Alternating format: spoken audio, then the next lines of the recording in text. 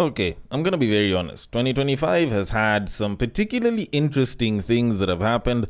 Top of which is the fact that, like, everyone has been withdrawing from the dating market. They've been saying that the dating market is shit, and that hasn't been great for both sides.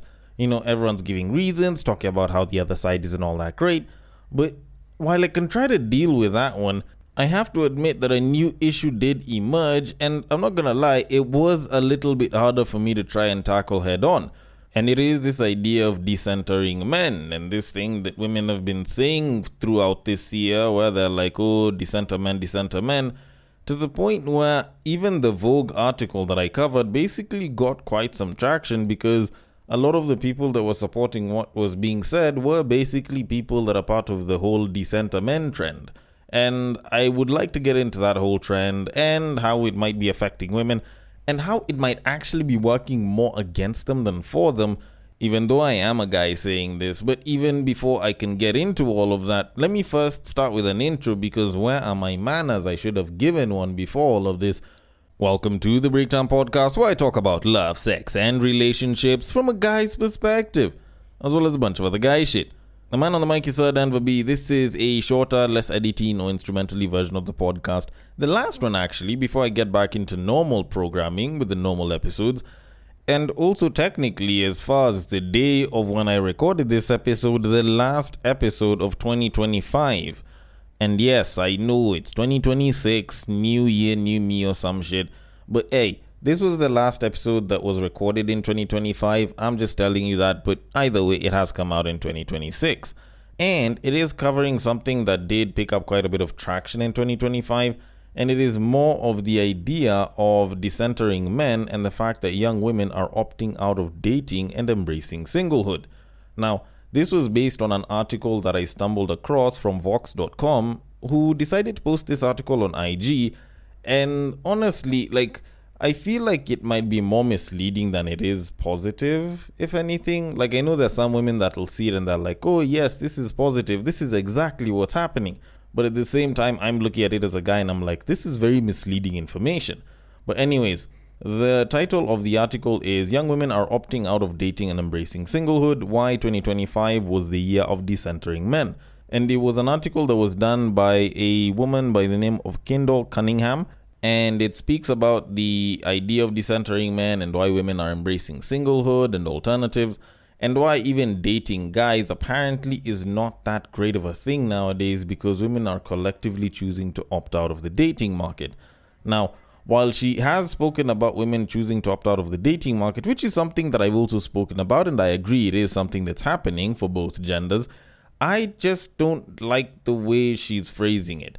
Also, the idea of decentering men. But before I can give my thoughts on this entire thing, let me just read the article, and it says, and I quote, "The term decentering men has inspired a lot of content on TikTok. Women are posting videos encouraging their female followers to deprioritize finding a mate or giving tips on how they can thrive outside of romantic relationships. For a while now, the phrase divorce him has also become the go-to advice for married women discussing even the smallest relationship issues online. So it wasn't a shock when a Vogue column titled Is Having a Boyfriend Embarrassing Now instantly blew up. Shantae Joseph's piece highlighted several influencers who were hesitant about posting their partners on social media as having a boyfriend has been considered regressive, even Republican, quote-unquote to some, sometimes resulting in angry comments. It's hard to view these anti-men sentiments as anything but a natural response to a tough dating landscape and a world increasingly influenced by misogynistic far-right politicians and influencers," says Kendall Cunningham. This year, the phrase decentering men has taken over the internet. Women are openly embracing singlehood and choosing to prioritize friendships, careers, hobbies, and themselves, often for the first time without apology. The trend echoes South Korea's 4B movement, which gained renewed attention in the US after Donald Trump's re-election, a timing that may not be coincidental. The Lysistrata-esque boycott asks participants to abstain from 4 social activities with men: marriage, dating, sex, and childbearing, as a rejection of South Korea's patriarchal social structure and rigid beauty standards. At the same time, decentering men connects to broader critiques of the so-called male-centered women and pick-me culture, labels used to describe women whose lives revolve around male validation. Whatever the motivation, one thing is clear: being a single adult woman is no longer treated as a personal failure or a temporary phase. End quote. Okay, Okay, particularly interesting article. Seems very female driven. At least, I know the target audience was probably women. And out of everything that's been said, while I can say that some bits she is right on, like a lot of people choosing to withdraw themselves from the dating market, I do still feel like the approach that's being taken is one that is more destructive as opposed to constructive or even critical. And also, there's some biases there that I'm not a fan of, like the whole bit about the world being led by politicians and influencers that are misogynistic. Because, I don't know, if anything, I feel like they're a lot less misogynistic now than they were before. But anyways, that one's more of a personal opinion. But all that said and done, I'm going to start this off by giving an unpopular opinion, which I will basically spend the rest of the episode trying to explain, because I do feel like this is something that might actually be true. And the unpopular opinion is decenter men, among other trends, is basically femcel culture. For anyone that doesn't understand what femcel is, it is basically the female version of incel.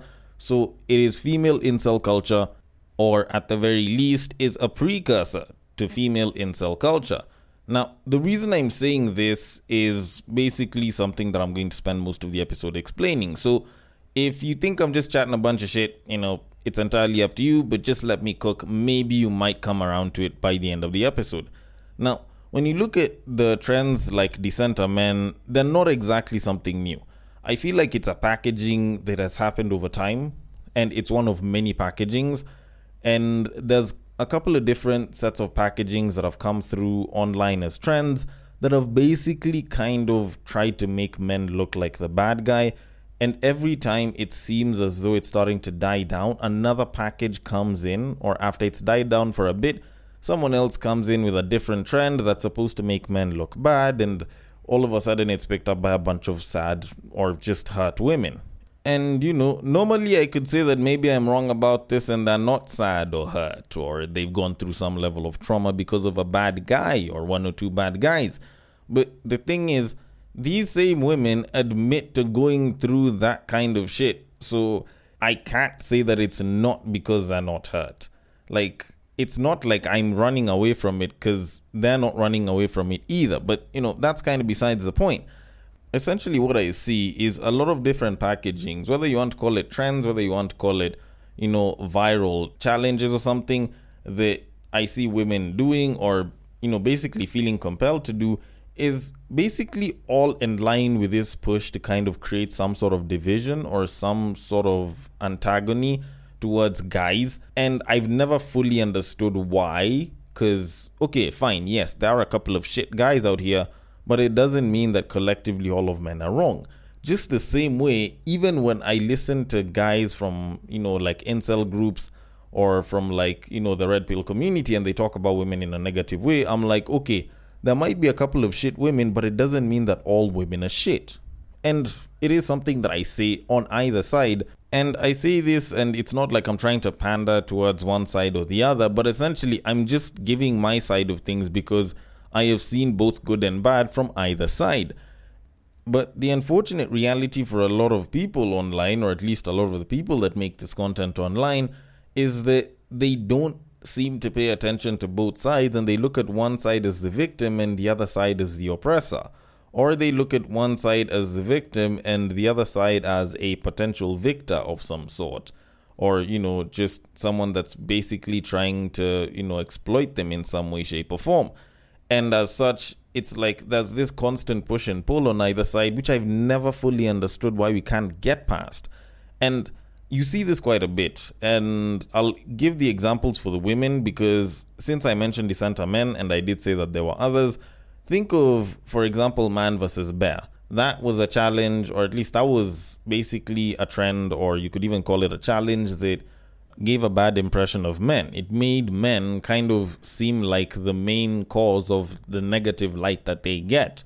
You look at the whole idea of talking about icks and how these very tiny microtransgressions that people don't necessarily do consciously, and a lot of them can be subconscious. Some of them are just a part of your upbringing. Some of them are just typical traits that you have which you can change, are supposedly supposed to be used to, make you turn down someone as a potential mate.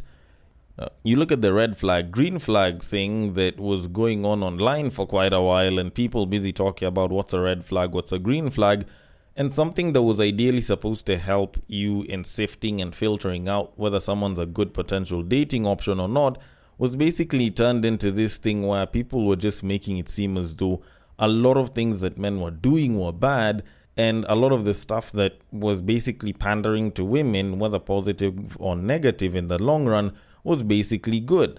And as such, you can see how instances like that kind of do create some level of division, because it just makes men look like bad ideas or bad options, even though sometimes they aren't. All right.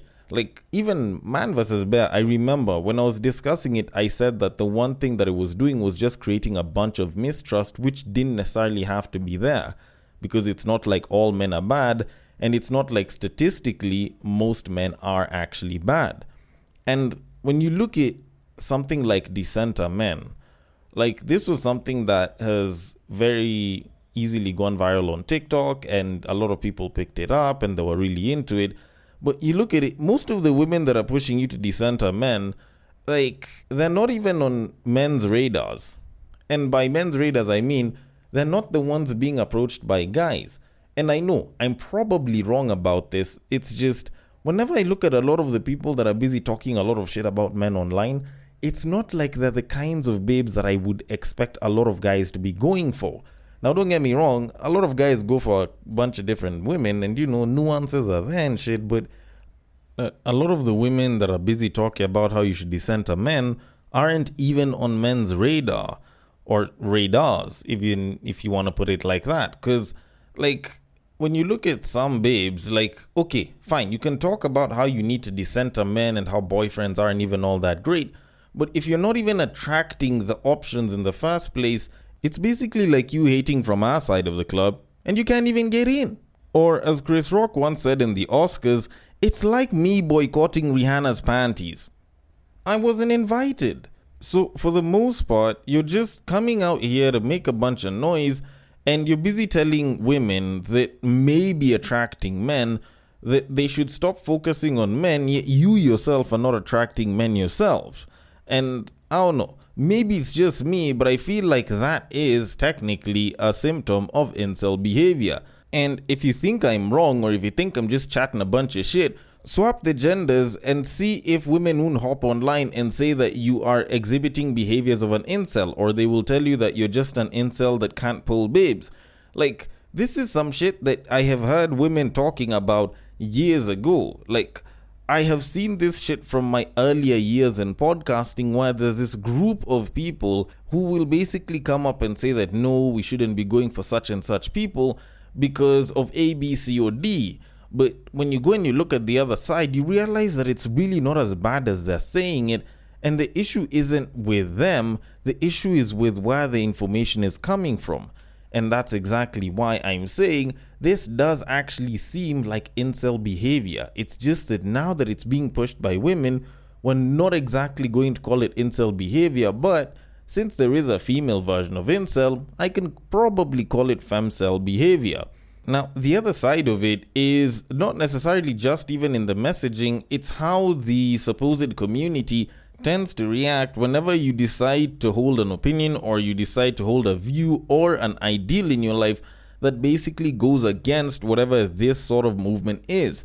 And the perfect example of this is the exact same Vogue article that this babe was referring to in her article, of which I did actually cover that story a couple of episodes ago, so maybe you can go check that out and also hear my views on that. But all in all, this is basically more or less the same thing, because typically whenever you look at incel culture, someone who's been a part of like the incel community, if they go and they suddenly have some success with a woman, and they go and they start challenging some of the ideologies and beliefs of the incel community, it's very easy for them to either get kicked out or for them to basically remove themselves, because a lot of those views basically start running completely contradictory to whatever it is that has been said by supposedly said community. And when you look at the Vogue article, it is particularly the same thing. People are busy talking about boyfriends and posting up their partners, and suddenly they're losing followers. Suddenly, there's people that are in their comments and they're angry or not sounding particularly nice. And the thing is, it's not like it's guys that are catching a feeling, it's the women. So are you telling me that this should not be considered some version of incel culture but for women? Because it very easily looks like this is the exact case that's happening. And the honest thing about this is, while it might seem fun right now, I personally believe that it has a shelf life. And I say that it has a shelf life because I've watched what has happened to communities like this that have sowed division. When you look at the incel community, when you look at the red pill community, a lot of them didn't last very long past their peak. And that was mainly because they hit their peaks, then at some point in time, they couldn't hold on to that peak for very long. So they started to drop off, not just in the implosion of the people that are busy talking about stuff like this, but essentially in people finding out that those beliefs don't hold as much water as they thought it did. And so I do believe that this movement does have a shelf life and it will pass eventually. So I'm gonna give it maybe about 3, maybe max 5 years. And this should probably be gone, because honestly, the idea of dissenter men or a lot of the stuff that women are bringing up that is very anti-men nowadays, much as it might seem like it's helping women, I don't think it's going to last very long. The difference between this and the 4B movement, in my opinion, is that this movement of dissentering men is basically against men, of which eventually people will realize that men aren't really the problem. But the 4B movement is actually a war against ideals. It's a war against ideals, and there's a pretty good chance that if you take a South Korean woman out of South Korea and you take her to Europe, or you take her to a different part of the world where she's treated a lot nicer, then there's a pretty good chance that you won't hold on to the 4B movement for particularly long, you know? Although that's just me. And to kind of conclude all of this, what I am trying to say is you can try and dissenter men all you want, but for the most part, it probably won't be forever. And either you're going to learn or you are going to be a part of the people that is basically left alone without a guy, if you're sort of into that kind of thing. And maybe then you might realize that you are wrong and or misled. Although with that said, I could be wrong about this. Maybe I'm tweaking, maybe I've lost my shits, or maybe I might have a point. Either way, I want your thoughts on it. The DMs are open on IG. It is at the Breaktime_podcast. On Facebook, it is at the Breaktime Podcast. On X, it is at Bagaka the D. And on Bluesky, it is at the breaktimepod.bsky.social. Thank you so much for listening all the way till the end, and I will catch you guys on the next break.